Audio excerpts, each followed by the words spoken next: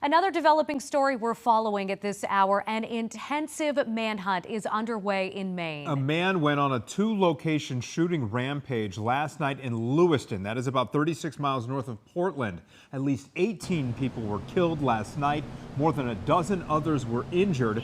President Biden has ordered flags to be flown at half-staff until Monday in honor of the victims. This city did not deserve this terrible assault on its citizens, on its peace of mind. With the shooter still at large, many schools and businesses are closed today. Residents are urged to stay indoors while hundreds of police are on the streets trying to find the gunman. Kaylee Schuyler picks up our team coverage now live from Lewiston, Maine. Kaylee. Natalie and Anthony, the road is closed here now, but just down the street is a restaurant named Shamangi's. That is the second location that the gunman opened fire, killing 8 people. But just moments earlier last night, 4 miles down the road, 7 other people were killed at a bowling alley. Now, unfortunately, it doesn't end there. 3 people died on the way to the hospital, and we know more than a dozen people are injured. Now, the suspect is 40-year-old Robert Card. He started as a person of interest, but is now facing arrest warrants. According to a Maine Information Center bulletin obtained by Fox, Card is a firearms instructor and a U.S. Army reservist. Last night, law enforcement found Card's car just before midnight in Lisbon, about 8 miles from the murder scenes. More than 300 officers are trying to track him down, and the Maine State Police have told people in Lewiston, Lisbon, and Bowdoin to shelter in place for now. I spoke with a woman who lives just feet from the bowling alley where the shooting began. It's heartbreaking. This is our friends, our family, our loved ones, our town, our city. Like, this isn't okay.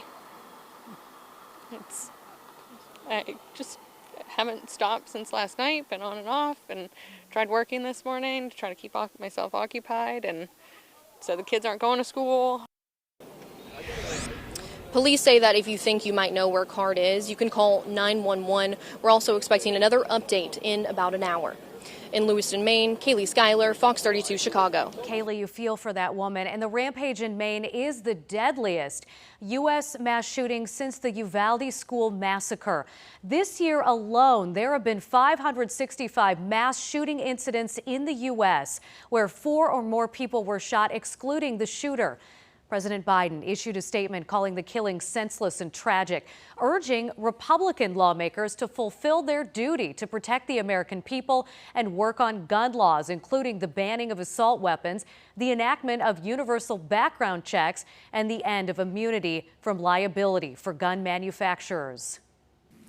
In our country today, the leading cause of death of American children is gun violence.